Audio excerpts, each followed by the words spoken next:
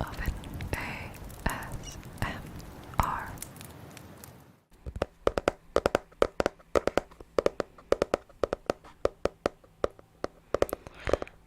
Hello, hello, hello, hello,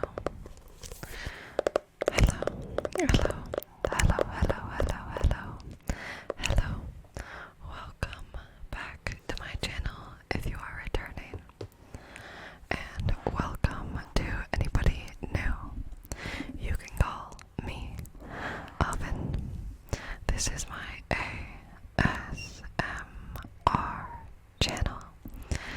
Today, we're going to be talking about the Dark Brotherhood from the Elder Scrolls universe. If you've played Oblivion or Skyrim, you probably know about them. So yeah, that's what we're going to be doing. Another Elder Scrolls video for all of you who enjoy that stuff. I have a few Elder Scrolls videos planned, so there's going to be a few of those coming out. So yeah, for those of you who don't know, the Dark Brotherhood is an organization of highly trained assassins that exist within the Elder Scrolls universe. They carry out contracts to assassinate people through a ritual called the Black Sacrament. They are a cult that worships a god called Sithis and his bride, who is called the Night Mother. But they are also a business, so they make money off the contracts. They don't just do it out of religious reasoning. To join the Dark Brotherhood, one must be contacted directly from the Dark Brotherhood. You can't just go and say, I want to be part of it. They've been operating on the continent of Tamriel within all of the provinces and countries of Tamriel for thousands of years, since at least the Second Era. They serve and revere the god Sithis and his bride, the Night Mother. They also have a ruling body of the organization that is called the Black Hand. It consists of 5 major people. The thumb is the listener, and the 4 fingers are called speakers.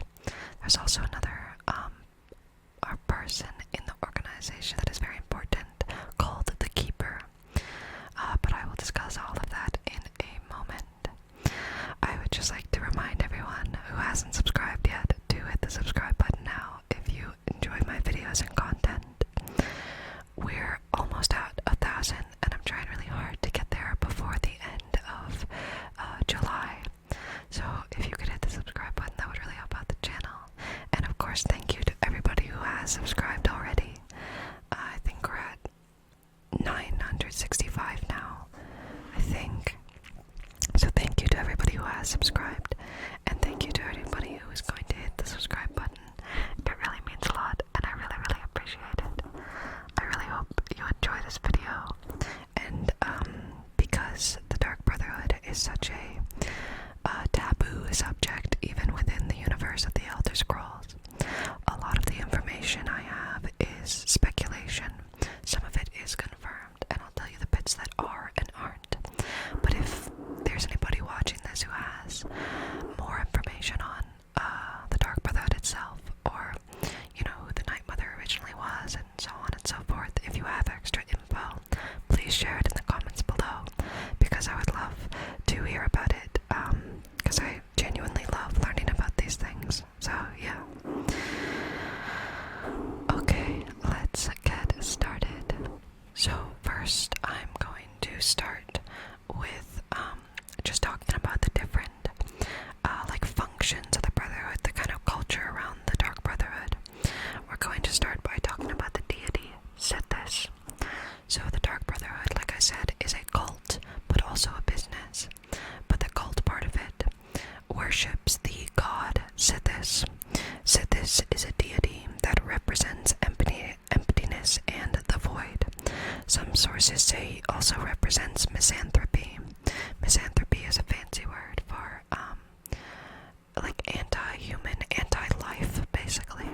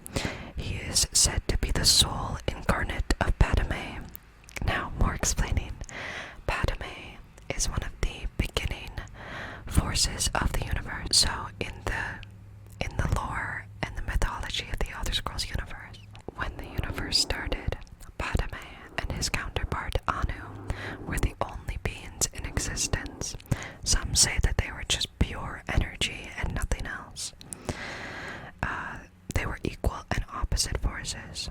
So Padme created Sithis in an attempt to, I actually can't exactly remember why it was created. Anyway, Padme's soul incarnate is Sithis, and Anu's soul incarnate is Anuiel. So they were both created by Anu or Padme for some reason. And then after Sithis, his soul incarnate, so Sithis and Anuiel, their connection, their relationship, and their interactions with each other created the universe called Orbis. Within the universe of Orbis exist the realms of Aetherius, Oblivion, and Mundus. Mundus is the realm. Mundus is the realm that humans and the other races of Tamriel exist in. So, Sithis and Anuiel, their interactions created this. Sithis created another soul incarnate called Lorcan, and Anuiel created a soul incarnate called Auriel, sometimes referred to as Akatosh. And some say that Lorcan, who was created by Sithis, is said to have been his attempt to destroy the universe through trickery and deceit, and destroy the universe so that everything could return to void. That's a very basic attempt at explaining the beginning of the universe in the Elder Scrolls. Now, Sithis, the worship of Sithis, is generally rejected in most cultures due to his association with death, the void, emptiness, anti-life. You get it. But the most well-known cult to worship Sithis is the Dark Brotherhood, which emerged in the Second Era. There's another cult called the Crimson Stars. They are an all-vampire assassination organization, and they also worship Sithis. But the difference is that they're only vampires and not the Dark Brotherhood, which is, the Dark Brotherhood, I believe, can be any race. There is also part of Argonian culture does revolve around Sithis. So although Argonians, their main deity that they worship is the Hist, or the Hist trees, they do accept that Sithis, they believe and accept that Sithis was the main creator of the universe and created the world that the Hist trees live in. So they worship the Hist over him, but they acknowledge his existence. Argonians that are born under the sign, the Shadow, are actually given to the Dark Brotherhood, and in turn they are trained as assassins, spies, and they eventually earn the rank called Shadow Scale, and then they serve Argonia and Sithis. So some of Argonian culture revolves around Sithis, but they don't directly worship him. Sithis is often depicted as a skeletal being by mortals, but he is actually completely formless and infinite as the void. So he's not a being in the sense of a physical being. He doesn't have that. He's just emptiness. He's also described as the embodiment of everything evil, but at the same time nothing at all. So he's quite fluid in that sense, because he's often described as nothing. He is nothing, he is void. But he's also described as evil and uncaring, so many who actually worship Sithis believe that he was the one that created Anuiel as one of his many ideas, because when he was in the void alone, Sithis had many ideas that he was coming up with, and they believe that Anuiel was one of his ideas that refused to die and enslaved the universe. Also, something to mention is that in the Yokudan pantheon, he is called Akel, but I believe in every other culture he is called Sithis. So that's Sithis. That's the main deity that is worshipped by the Dark Brotherhood. Moving on to the next, not exactly deity, but I don't know what else to call her. The Night Mother. She's also called Lady Death and Blood Flower. She is believed to be the bride of Sithis, as it is said that she bore Sithis 5 children,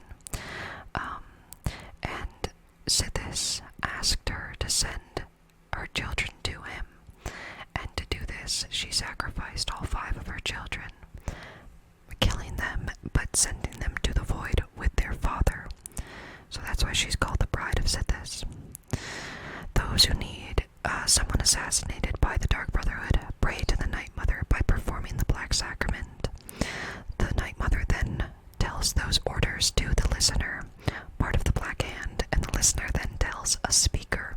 The speaker then gives out the orders to the closest Dark Brotherhood leader at a specific sanctuary. I know it's hard to take in, but it's okay, you'll get used to it. It is debated whether or not the Night Mother was a single person, or if it was a title given to many people, or if the Night Mother is an immortal spirit.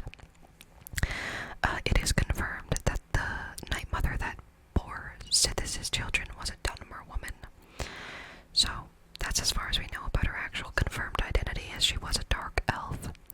It is, her tomb, where her resting place was located in the Cyrodiilic city of Breville, under the Lucky Old Lady statue. And this tomb contained the remains of 5 children and 1 woman. Some actually believe that the Lucky Old Lady statue is the Night Mother, but that's unlikely, as the Lucky Old Lady herself was actually supposedly lived in the First Era, and we know that the Night Mother wasn't alive until the Second Era. Some believe that the Night Mother is actually an incarnation of the Daedric Prince Mephala, because of the Dark Brotherhood's history with the other assassination group, the Morag Tong.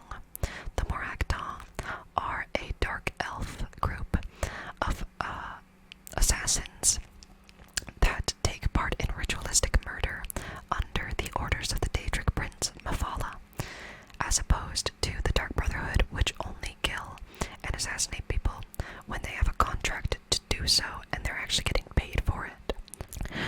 Nonetheless, there was a woman in the Third Era who went by the name of Severa Magia. She lived in Morrowind, and she stated that she was the Night Mother and an incarnation of the Daedric Prince Mephala. So, the Night Mother is obviously definitely associated with the Morag Tong, but nobody actually knows if she is Mephala or not. Supposedly, this is speculation. This next part is actually technically speculation, because it was written in a book and we can't confirm or deny whether or not this is true. Some say the Night Mother was actually a part of the Thieves Guild, according to the book The Sacred Witness. So some say she was part of the Thieves Guild when the Thieves Guild first began, but she would prefer to actually kill those that she stole from rather than sneak the entire time. The Thieves Guild did not want to kill people because it was bad for their profit and contracts. So this says that the Night Mother left the Thieves Guild, began making profits off assassinations, and this is what led to the beginning of the Dark Brotherhood. But this is not confirmed, so we don't know if that's true or not. Now there's more to talk about the Night Mother when it comes to her remains, but I'll talk about that when I do an entire history of the Dark Brotherhood. I'm going to talk about the Black Sacrament now. So the Black Sacrament is the ritual that a person will perform to summon the Dark Brotherhood to set up an assassination contract. So, supposedly when one performs a Black Sacrament, the Night Mother hears their prayers and passes that on to a listener. The listener then passes this on to the speaker, and the speaker says to the head of the nearest sanctuary where the prayer is being performed, they send an assassin to go make the contract with that person. So the way that one performs the Black Sacrament is that they must create an imitation or an effigy of the intended victim they want assassinated. So you will require a human heart, a skull, bones, and human flesh. You must encircle the effigy in candles, and then you stab the effigy repeatedly with a nightshade-tipped dagger, and repeat the incantation, sweet mother, send your children unto me, for the sins of the unworthy must be baptized in blood and fear. And they repeat that, sweet mother, send your children unto me, for the sins of the unworthy must be baptized in blood and fear. So while you're stabbing and repeating that sentence,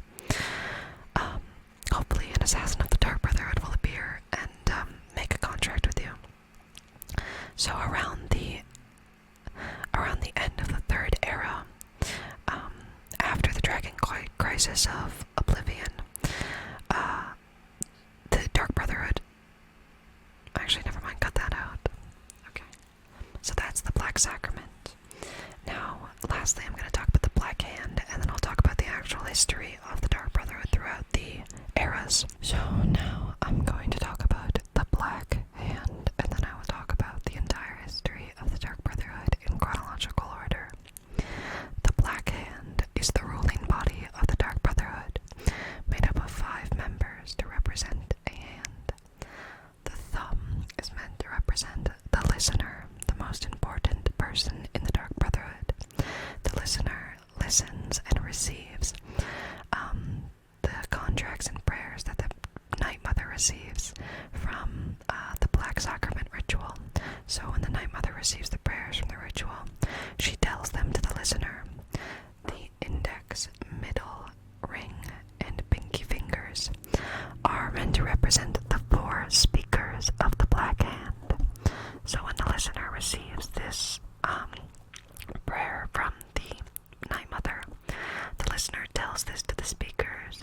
The speakers then give out the orders to the rest of the Dark Brotherhood, specifically to someone at a sanctuary that is closest to where the Black Sacrament was performed, so they can carry out the contract as fast as possible. And then also there's some more people who are technically part of the Black Hand that they are kind of like Secret Service people, so even the people within the Dark Brotherhood don't know about these people who are part of the Black Hand. They are called silencers. There are 4 of them. They are meant to represent the fingernails of the hand. Their existence is secret even to other members of the Dark Brotherhood. They're highly trained special forces that always carry out their orders, specifically given to them by the speakers. So they're like assassins that only serve the speakers of the Black Hand, and they are above any Dark Brotherhood law, which I will discuss in a moment. There's another member I'd like to mention who I couldn't find any source that said they're part of the Black Hand, but they're an extremely important member of the Dark Brotherhood. They are called the Keeper. Their job is to protect the Night Mother's remains. So, and another part of their job is to find a listener to listen to the Night Mother's orders.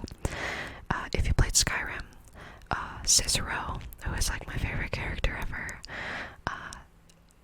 he's dressed as a jester, and he is technically the keeper of the Night Mother's remains. So the Night Mother, or the Keeper, always protects the remains of the Night Mother, keeps them clean, keeps them safe, performs the correct rituals to keep it all good, you know how it is.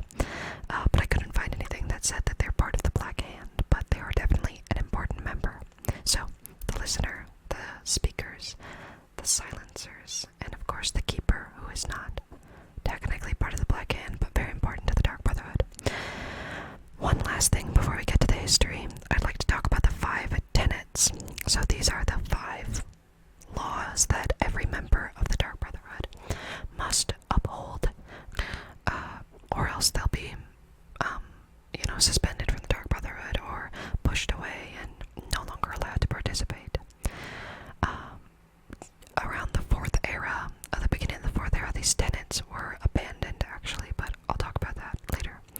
So the first tenet is never dishonor the Night Mother. To do so is to invoke the wrath of Sithis. The second tenet is never betray the Dark Brotherhood or its secrets. To do so is to invoke the wrath of Sithis. Never disobey or refuse to carry out an order from a Dark Brotherhood superior. To do so is to invoke the wrath of Sithis. Number 4 is never steal the possessions of a Dark Brother or Dark Sister. To do so is to invoke the wrath of Sithis. The fifth and final tenet: never kill a Dark Brother or Dark Sister. To do so is to invoke the wrath of Sithis. There's a theme there, I don't know if you could find it. But like I said, these tenets were followed up to and through the Oblivion Crisis. After the Oblivion Crisis, the Dark Brotherhood goes into recession, and they actually abandoned the 5 tenets for the most part. But yeah, those are the 5 tenets. Now we're going to talk about the chronological history of the Dark Brotherhood and everything that we know about it. So, to talk about the Dark Brotherhood, we have to talk about first the Morag Tong. The Morag Tong is a group of Dunmer assassins, or Dark Elf assassins, that worship the Daedric Prince Mephala. Now, they carried out ritual murders to honor her, because she is the Daedric Prince of murder, seduction, secrets, lies, deceit. So, yeah, makes sense. But it is said that there was a sect of followers that left when the Night Mother appeared, and she began to give them solid contracts rather than just murdering for the sake of it. As far as I can tell, that's what happened. So, yeah, we believe that the Dark Brotherhood came out of the Morag Tong, or that the Night Mother used to be a member of the Morag Tong, because it is confirmed that the woman who bore Sithis 5 children was a Dunmer, or Dark Elf woman, so maybe she was also part of the Morag Tong. We don't really know. So, then, sometime after the 324th year of the Second Era, so around, I don't know, the Second Era, a Dunmer woman that was given the title of Night Mother, she was called that, lived in the city of Breville in the Nimine Valley in Cyrodiil. And this is when she bore 5 children to Sithis. She sacrificed them and sent them to Sithis in the Void, because Sithis told her to. Because of this, the people of the village actually killed her and burned her house down, because, they thought she murdered her children, which she did.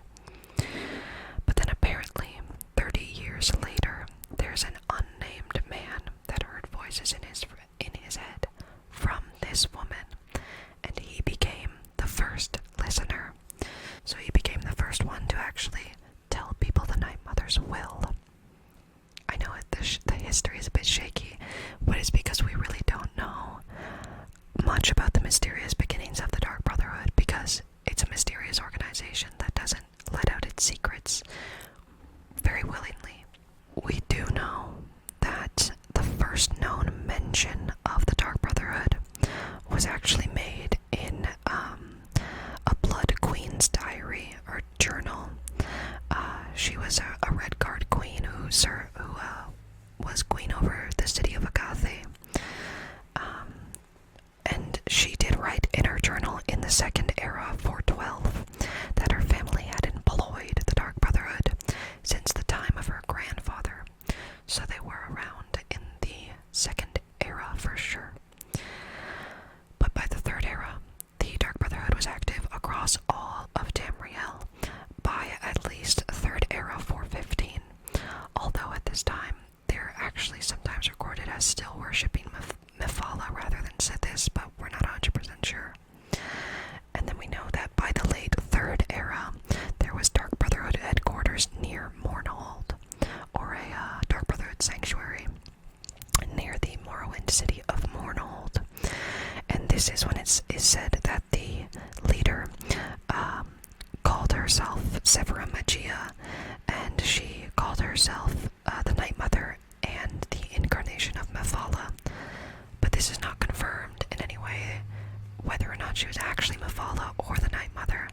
We just know that she had a sanctuary in Morrowind where she served the Dark Brotherhood, but, we don't know. And then, during the Oblivion Crisis in the Third Era 433, it is said by this time that the Dark Brotherhood was infamous and very well known throughout Tamriel, especially they were extremely active in Cyrodiil. And their headquarters were Jadenhall Sanctuary.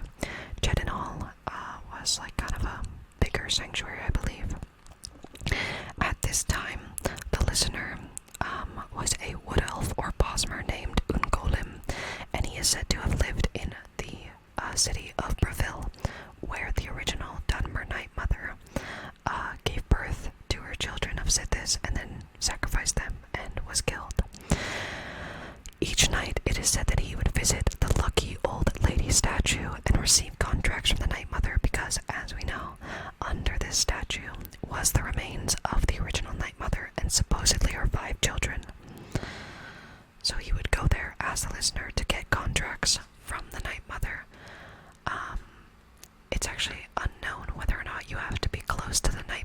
receive orders from her as the listener.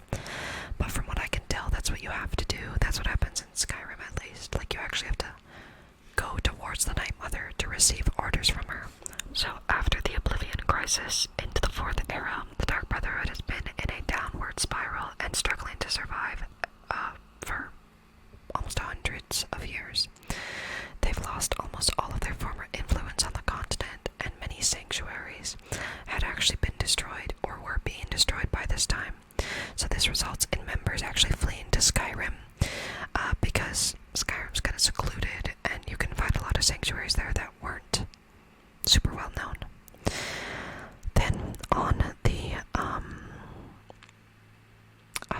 in the Fourth Era, 186, the city of Bruma had a Dark Brotherhood sanctuary that was destroyed. This is actually where Cicero, the listener, or the keeper, lived before he became keeper, but he was the only one who actually survived the sanctuary being destroyed, so he fled to Jadenhall Sanctuary in Cyrodiil. Then, on the 27th of Sunsight, 4th Era, 188, there was a Breton city called Wayrest that was conquered by corsairs, kind of like pirates.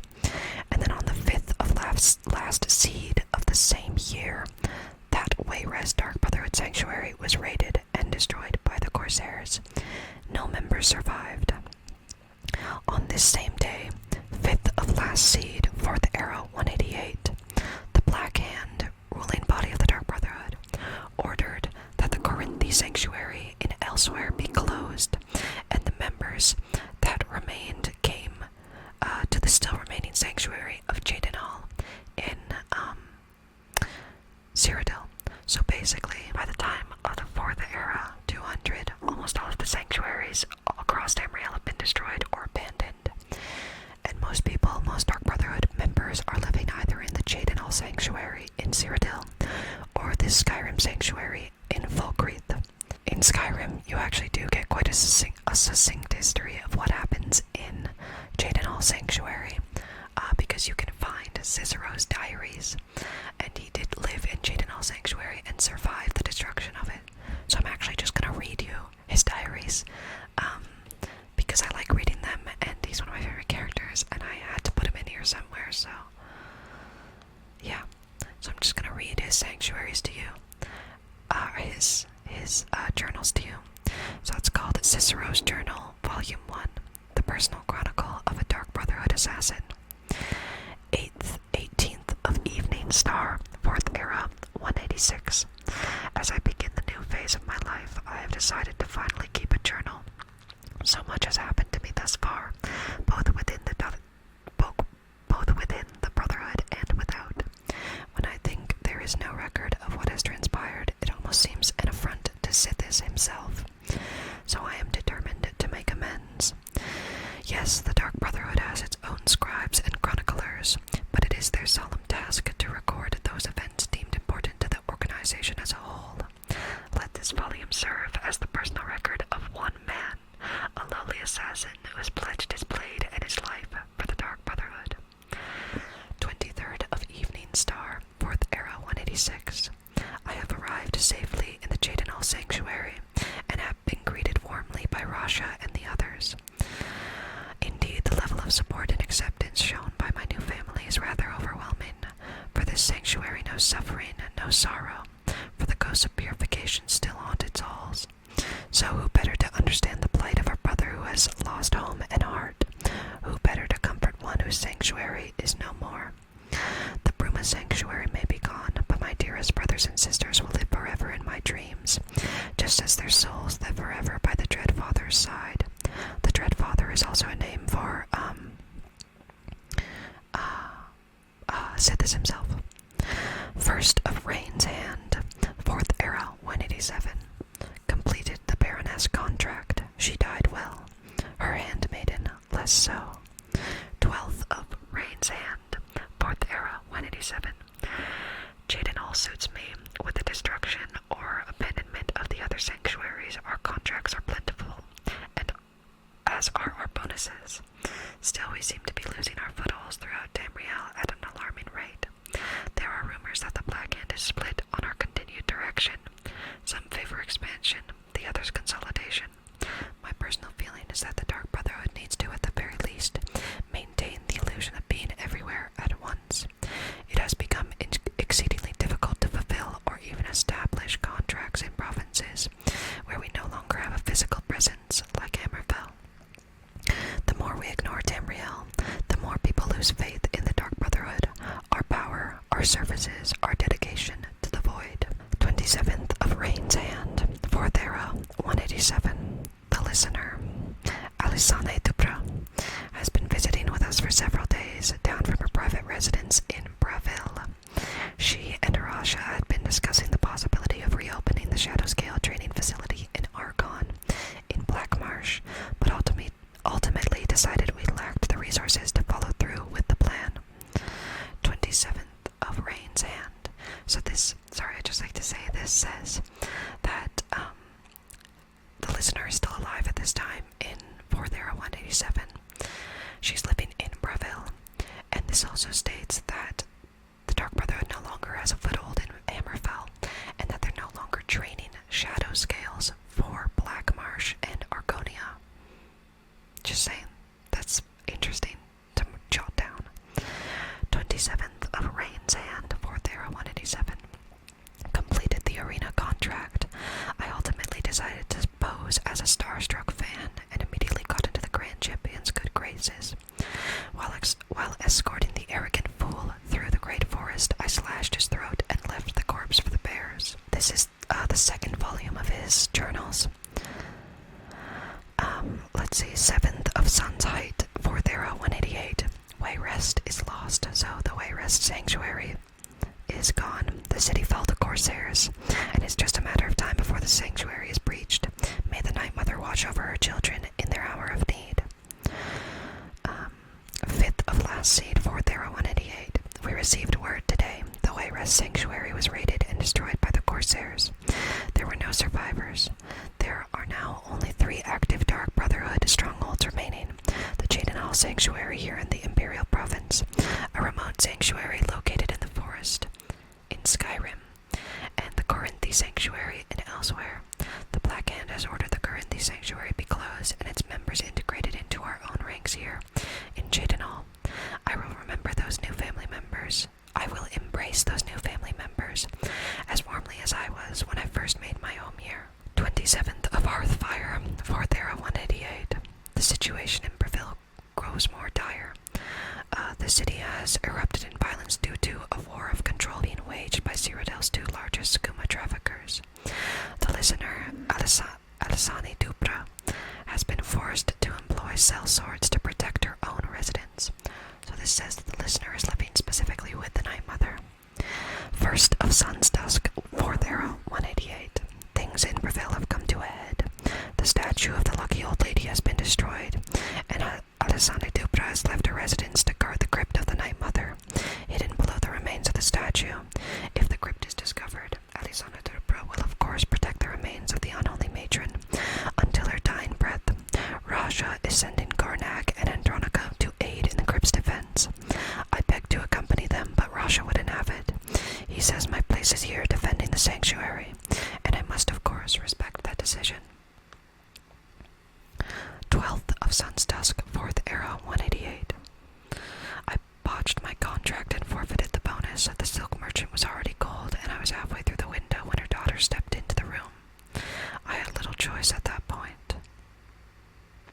21st of Sun's Dusk, 4th Era 188. So much has happened since my last entry. After Garnag and Andronica left for Braville, we stopped receiving communications from the city. We feared the worst. This morning, those fears were confirmed when Garnag returned alone, transporting a most precious cargo, the great stone coffin of the Night Mother herself. The story Garnag told could curl the blood of even the most hardened of Sithis' servants. The crypt of the Night Mother raided, dearest sister Andronica cut to pieces, and the Listener herself, the most honored Alisane Dupra, burned alive in a storm of mage fire. Garnag, though gravely injured, he will most certainly lose his right eye, managed to fend off the attackers and transport the Night Mother's coffin safely out of the city. He has been on the road, making his way here since that tragic night. This is volume 3 now. 23rd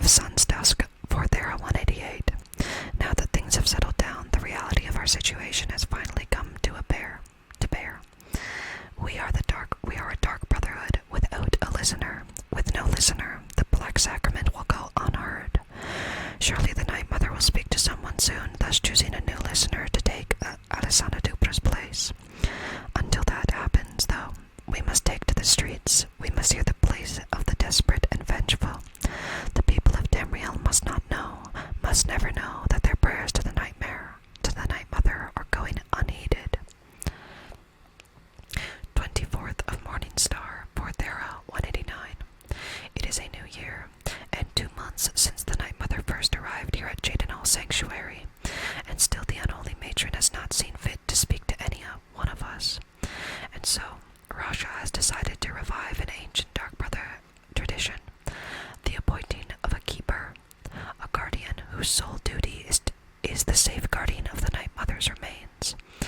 The remaining members of the Black Hand will make their decision tomorrow. 25th of Morning Star, 4th Era, 189. I have been chosen by some incomprehensible twist of fate. The Black Hand has named me the Night Mother's keeper. In all honesty, I am both incredibly honored and deeply saddened. This means the end of my contracts. I'll be lucky to live to play it again. Thankfully, Rasha has promised me one final contract before I accept my new duties. 30th of Morning Star, 4th Era, 189. The Jester lies dead. My final contract has been completed. Oh, how he laughed and laughed until he didn't. Third of First Seed, 4th Era, 189. I have settled well into my new role as keeper. It is my duty to not only keep the Night Mother's shrine clean, but the candles lit, but to tend to the body as well. The Night Mother's crypt was a consecrated place, shroud-kissed, absent of sunlight, and safe from the world above. Removed from there, the remains are subject to the filth and corruption of the living. The body is perfectly preserved, so the concern is not physical, but rather spiritual. The remains must be sanctified regularly so that they may continue to serve as a conduit for the Night Mother's soul. Our matron's eternal spirit may travel the void freely, but it is through her own earthly remains that she communicates with the listener. And so I wash the corpse weekly with the requisite oils, recite the ancient incantations, and personally see to the extermination of any insects or rodents. If the Night Mother does not speak, it will be because she chooses not to, not because she is unable. This is my responsibility. This is my vow.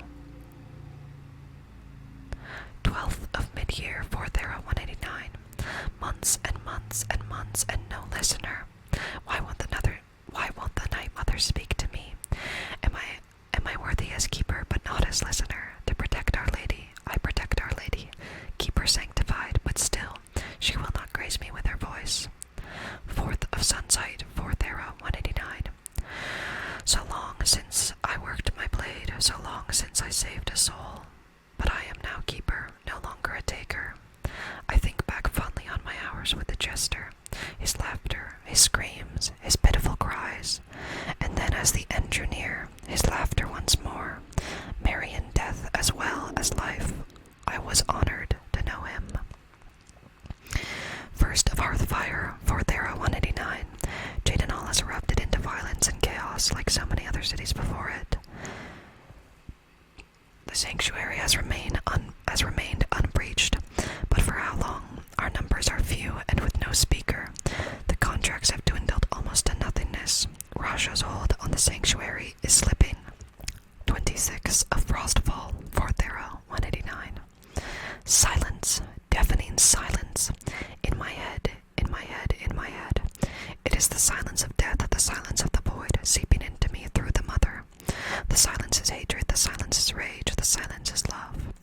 4th of Evening Star, 4th Era, 189. Today, Rasha declared himself listener, claiming the Night Mother spoke to him at last. But when questioned, he could not name the binding words, liar, deceiver.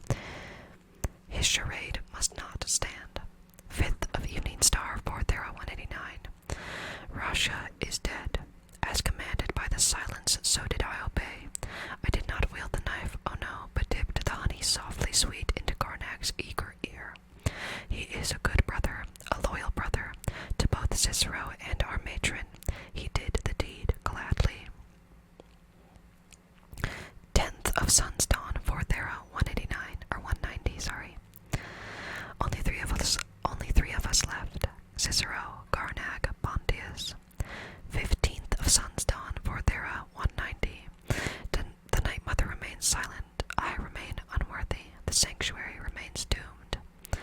3rd of First Seed, 4th era, 190. I can hear it, deeper and deeper, louder and louder, punctuating the silence like thunder on a calm evening. Laughter. 4th of First Seed, 4th era, 190. Laughing, laughing, laughing. It is the jester, a voice from the void to cheer poor Cicero. I accept your gift, dearest Night Mother. Thank you for my laughter. Thank you for my friend. 16th of Rain's Hand, 4th era, 191. Pontius is dead.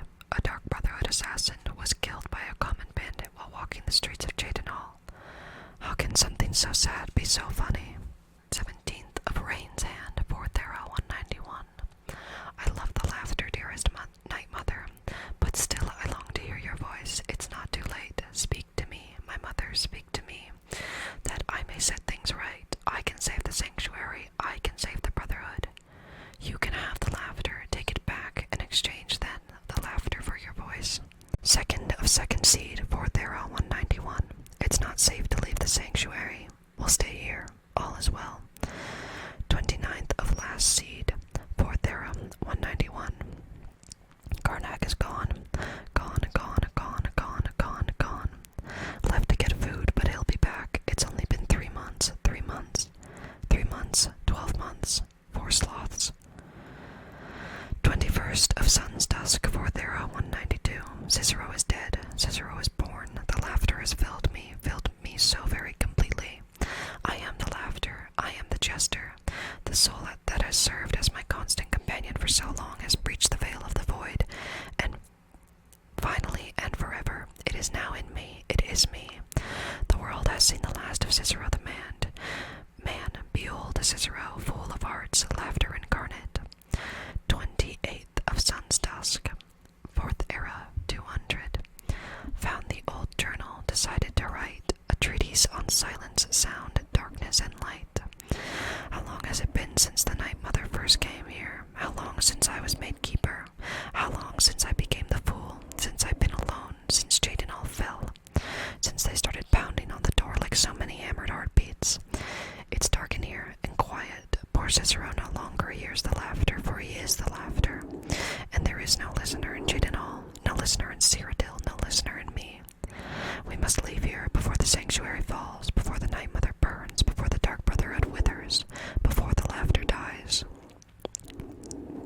29th of Sun's Dusk, 4th era, 200. I took a stroll and spied a maid, but matron's duty stayed my blade. So busy now, I miss the thrill. If only I had time to kill.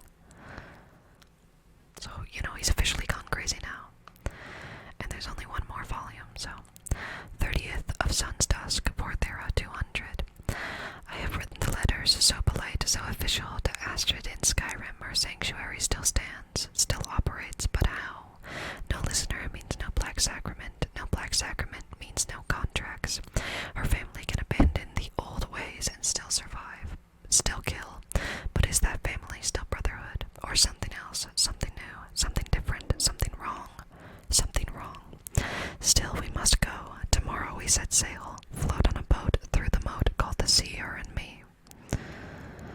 22nd of Evening Star, 4th era, 200. Sick, sick, sick of the rocking, tossing, rolling, throwing upon the grey, grey waves.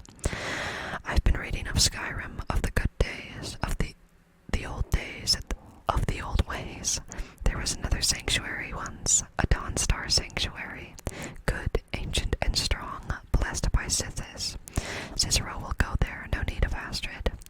The mother and I will settle, and she will speak to me, finally, and we will build the old ways anew together. 23rd of Evening Star, 4th era, 200. The passphrase is mine. I have found it in a letter ancient as the sanctuary itself. The black door will ask, what is life's greatest illusion? I am to answer, innocence, my brother. Finally, a space, a place to call my own, a joker's retreat for the fool of hearts. 4th of First Seed, 4th era, 200.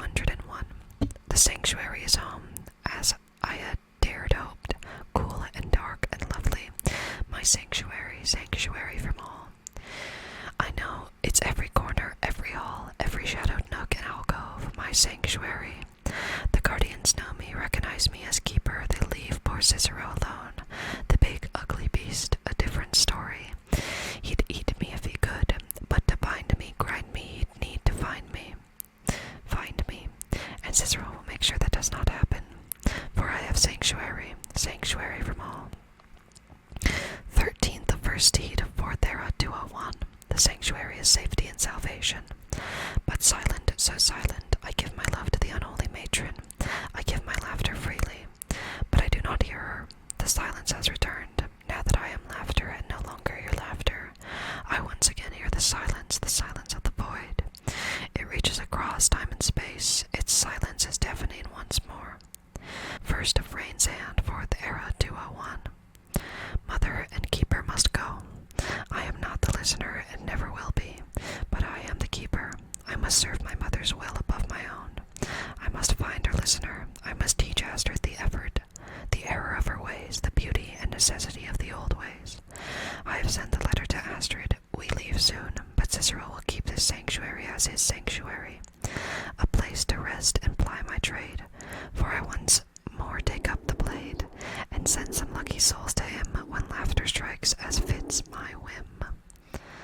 That was very long, but those are Cicero's journals, and they do record, through confusion a bit, the events of what took place, at least at the Cheydinal Sanctuary, from, was 4th Era 188, or 4th Era 186 to 4th Era 200.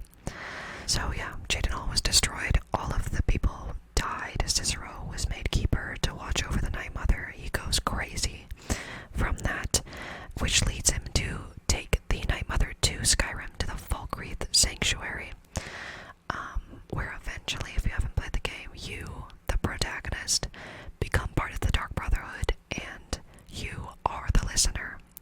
I don't really want to spoil much of that, so I'm not going to go through the entire Dark Brotherhood quest line. The Dragonborn gets involved and initiated into the Dark Brotherhood, and there is a plot in the Dark Brotherhood to assassinate the Emperor of the current empire, but what you do really after that is all up to you. But yeah, once Cicero gets to the Falkreath Sanctuary, he learns that Astrid, who is the leader of that sanctuary, does not follow the 5 tenets of the Dark Brotherhood, as has been done for the past, ever since it was established. So yeah, she disregards the 5 tenets, and they're kind of separated from the cult-like leadership that the Dark Brotherhood has had in the past, and they are more so just a business operating that assassinates different people, but they don't worship Sithis or the Night Mother really, and this is why Cicero coming to Falkreath really uproots the whole thing. But yeah, then the rest is up to the player really. So yeah, that is a history of the Dark Brotherhood. Sithis, the Night Mother, the Black Hand, the Black Sacrament, the 5 tenets, Cicero. Yeah, I really enjoyed doing this video because I do find the Dark Brotherhood extremely interesting.